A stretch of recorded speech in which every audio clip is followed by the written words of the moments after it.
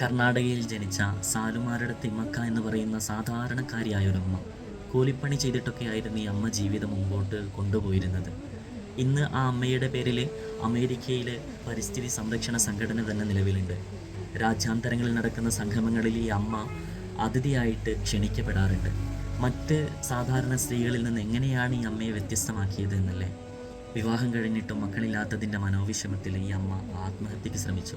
പിന്നീട് അവിടെ നിന്നും മാറി ചിന്തിച്ച് വഴിയോരങ്ങളിൽ തൻ്റെ ഭർത്താവിനോടൊപ്പം ചേർന്ന് ഒരുപാട് ആൽമരങ്ങളെ നട്ടുപിടിപ്പിച്ചു. ഈ ആൽമരങ്ങൾക്ക് സംരക്ഷണം നൽകുമ്പോഴൊക്കെയും തൻ്റെ മക്കൾക്ക് സംരക്ഷണം നൽകുന്നതിനു തുല്യം ആ അമ്മ ആ തൈകളെ സംരക്ഷിച്ചു. വളർന്നു വലുതായി ഒരുപാട് ജീവജാലങ്ങൾക്ക് അത് തണലൊരുക്കി. ചില മനുഷ്യരുടെ നല്ല തീരുമാനങ്ങൾ ഒരുപാട് ജീവജാലങ്ങൾക്ക് ആശ്രയമായി തീരും. അതിലെല്ലാം സന്തോഷം കണ്ടെത്താനും അതിനെയൊക്കെ അഭിനന്ദിക്കാനുമുള്ള നല്ലൊരു മനസ്സാണ് നമുക്ക് വേണ്ടത്. നല്ലതിനെ നല്ല കണ്ണുകൊണ്ട് കാണാൻ ശ്രമിക്കുക. നന്മയുണ്ടായിട്ടും അത് കണ്ടില്ലെന്ന് നടിക്കുന്ന മനുഷ്യരായി മാറാതിരിക്കുക. നല്ല വാക്ക് പറഞ്ഞില്ലെങ്കിലും മിണ്ടാതിരിക്കലാകും ചിലയിടങ്ങളിലെല്ലാം ഏറ്റവും മികച്ചത്.